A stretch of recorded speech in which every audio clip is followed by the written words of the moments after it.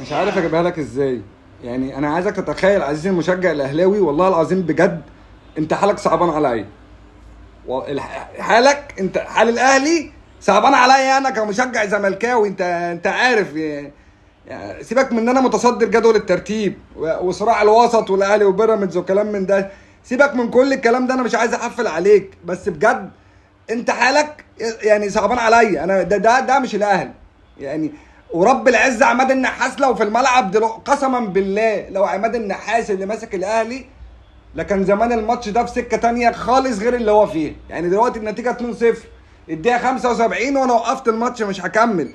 بس اقسم بالله لو كابتن عماد النحاس اللي ماسك الفرقه دي، لا لا لا لا، الجمهور يعني 70 دقيقه الناس شحرت بتدعم في النادي الاهلي وعماله تشجع في النادي الاهلي. انا قاعد بشجع النادي الاهلي، اللعيبه ولا عارفه تبني هجمه ولا عارفه تنهي هجمه ولا عارفه اصلا تعمل اي حاجه ولا بتدافع، ولا اللعيبه واخده تعليمات من مدرب هو اصلا مش عارف ابوه ليه. يعني حتى لو المدرب ده في ناحيه هو ناجح، ففي 30,000 ناحيه هو فاشل. كان كابتن عماد النحاس كان بيتعامل مع اللعيبه بكل الطرق، كان بيصاحب اللعيبه وكان الاهلي كان ليه روح وشخصيه واداء ايه ده. بقول لك حالك صعبان عليا ورب العزه ده مش الاهلي. بيراميدز مش بيلاعب الاهلي، لا ده ماتش تاني. انت صعبان عليا، ادائك صعبان عليا، مش ده الاهلي. الناس بتاعت النادي الاهلي الجهاز الفني قاعدين حاطين ايدهم على خدهم مش مصدقين اللي بيحصل. يعني انت في وضع دلوقتي، انا بقول لكابتن محمود الخطيب احنا لسه في اول الدوري بس الزمالك انا متصدر جدول الترتيب، انا مش هحل عشان تبقى فاهم. كابتن عماد النحاس لو مسك الفرقه دي دلوقتي الوضع هيختلف تماما الايام اللي جايه.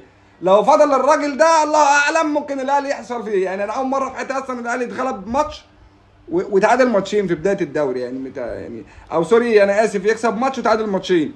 يعني ده اول مره. والماتش الثالث او الماتش الرابع اتفرج يعني الاهلي مغلوب 2-0 الدقيقه 77. فانت شايف ايه؟ انت شايف ان المدرب ده بيعمل ايه؟ انا مش شايف. يعني سيبك من بناء هجمه وانهاء هجمه، ده مفيش ربط بين الخطوط. ده لعيبه الاهلي بتلعب اجزاء، بيلعبوا 3 فرق، بيلعبوا خط الدفاع لوحده والوسط لوحده. بص يعني دي تقريبا تالت انفراده والشناوي طلعها. تالت انفراد غير الهدفين اهو من مدرب والله العظيم 3. هو لبس اللعيبه دي كلها ببعض وما عارف هو بيعمل ايه. هو دمر الدنيا. المنظر اللي انا شايفه ده هو دمر الدنيا. لعيبه بيراميدز لو عندها ب2 جنيه ثقافه ولعب كانوا عملوا ماتش على الارض.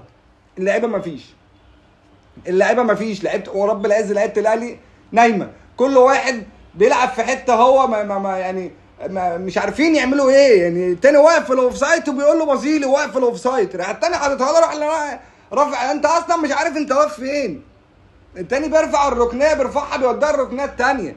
الموضوع خرج عن السيطره. مفيش اصلا المدرب ده مش موجود. كلمه مدرب للنادي الاهلي، بص كابتن عماد النحاس، بص كابتن عماد النحاس اهو كابتن عماد النحاس والله العظيم اهو.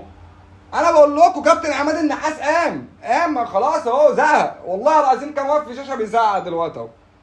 انا عارف انا بقول لك ايه. كابتن عماد النحاس ده لعيب في النادي الاهلي، ده روحه اهلاوي. هو عارف الفرقه يا عيني. بص زعلان متضايق على اللي بيحصل. هو لو كان هو المدرب للماتش ده او للنادي الاهلي في الفتره دي الوضع ده ما يحصلش. والله لسه كان هنا اهو. سبحان الله. كابتن عماد النحاس رقم 1 في النادي الاهلي، غير كده مفيش.